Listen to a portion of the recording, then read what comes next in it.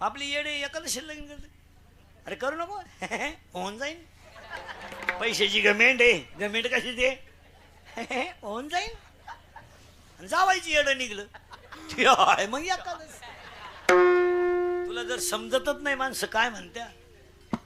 अरे एकच पोर आहे तुला एकादशी लग्न करू नको. ज्यांना एकादशी नाही त्यांना गुलाबजामू करू